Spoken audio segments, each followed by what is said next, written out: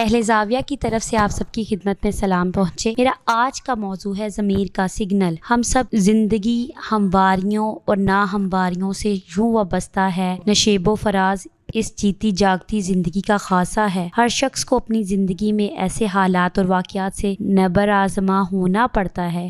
کوئی شخص آپ کو ایسا نہیں ملے گا جو کہے گا کہ زندگی ایک ہی سم ڈائریکشن یا ایک ہی لے میں جا رہی ہے۔ زندگی سچ جھوٹ، اچھائی برائی، اونچ نیچ سے وابستہ ہے۔ اس کا مطلب یہ نہیں ہے کہ ایک ہی شخص سچا بھی ہے اور اس کے ساتھ ساتھ وہ جھوٹ بھی بولتا ہے، شریف اور پرہیزگار بھی ہے اور بددیانت بھی ہے۔ جو سچا ہے وہ تو سچ ہی بولے گا، لیکن اس حوالے سے اہم بات یہ بھی ہے کہ جو جھوٹا ہے وہ سچ بھی بول سکتا ہے۔ یہ ایسی باتیں ہیں جو کسی وقت میری سمجھ میں نہیں آتی تھی، لیکن میں محسوس کرتا ہوں کہ اب کچھ میں انہیں سمجھنے لگا ہوں۔ آپ کو زندگی میں ہر طرح کے انسانوں سے واسطہ پڑے گا۔ کچھ ایسے بھی ہوں گے جو کسی طور پر الگ مزاج کے ہوں گے، کچھ غسیلی طبیعت کے اور کچھ نہایت نرم خو۔ ہمیں نرم خوئی کا حکم ہے۔ بسا اوقات ایسا بھی ہوتا ہے کہ کسی شخص کے فعل پر ہمیں بہت غصہ آ رہا ہے، لیکن آپ اس کے باوجود کہ اس پر غصہ کیا جانا چاہیے آپ غصہ نہیں کرتے۔ یہ ان کا کمال فن ہوتا ہے، یا پھر وہ نان ڈگری ماہر نفسیات ہوتے ہیں۔ غصہ آنا ایک فطری عمل ہے۔ ہم جو یوٹیلیٹی بلز اور دیگر مسائل کے باعث دبے ہوئے ہیں اور پسے ہوئے ہیں، ہمیں تو شاید غصہ آتا بھی بہت ہے۔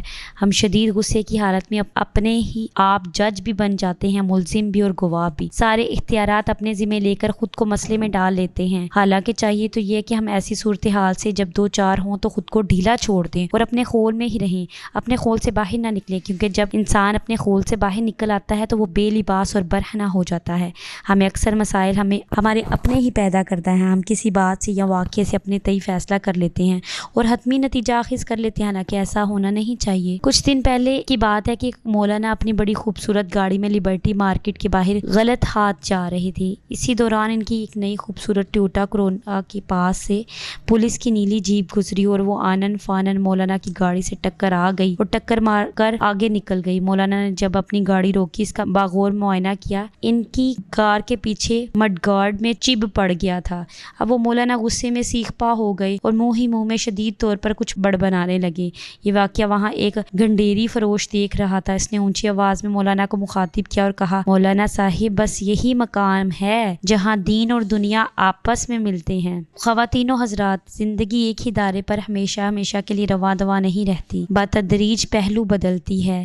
اس طرح سے ہمارے اندر زاویے، سٹائل اور طرز عمل اور بود و باش کے رنگوں میں بھی تبدیلی ہوتی رہتی ہے۔ زندگی ٹھہرتی نہیں بلکہ کسی نہ کسی راستے اور منزل کی جانب گامزن رہتی ہے۔ یہ حرکت اور موومنٹ ہی ہے جسے ہم زندگی کہتے ہیں۔ اگر جمود یا ٹھہراؤ آ جائے تو وہ زندگی قرار نہیں دے سکتی۔ خواتین و حضرات، آپ کبھی شام کو جب اکیلے لیٹے ہوں تو ایک پہلو لیٹ کر ایک کان تکیے سے لگا کر اور دوسرے کان پر بازو رکھ کر دیکھیے گا کہ آپ کو اپنے دل کی دھڑکنے کی آواز واضح آئے گی۔ آپ دیر تلک اس کا مشاہدہ ضرور کیجیے گا۔ اس آواز میں کئی باتیں پوشیدہ ہیں، کئی سبق اور اسرار موجود ہیں جن پر غور کرنے کی ضرورت ہے۔ قدرت انسان کو ایک ایسی بڑی نعمت سے نوازا ہے جسے ہم ضمیر کہتے ہیں۔ جب بھی ہم سے کوئی اچھائی یا برائی سرزد ہوتی ہے تو یہ خصوصی سگنل جاری کرتا ہے۔ ان سگنل میں کبھی شرمندگی کا احساس نمایاں ہوتا ہے تو کبھی ضمیر سے آپ کو ویری گڈ کی آواز آتی ہے۔ آپ کسی یتیم کے سر پر دستے شفقت رکھتے ہیں یا کسی نابینا کو اپنا ضروری کام چھوڑ کر سڑک پار کرواتے ہیں تو آپ محسوس کرتے ہیں کہ آپ کے ضمیر نے آپ کو شاباش دی ہے، پیار سے تھپکی دی ہے۔ انسان خود میں عجیب طرح کی ایک تازگی اور انرجی محسوس کرتا ہے جب ہم اپنے کسی نوکر کو جھڑکیاں دیتے ہیں، کسی فقیر کو کوستے ہیں یا کوئی بھی ایسا عمل کرتے ہیں جس کی ہمیں ممانعت کی گئی ہے تو یہ ضمیر تنگی محسوس کرتا ہے، ایک ایسا سگنل بھیجتا ہے جس سے ہمیں بخوبی اندازہ ہوتا ہے کہ شاید یہ کام کچھ درست نہیں۔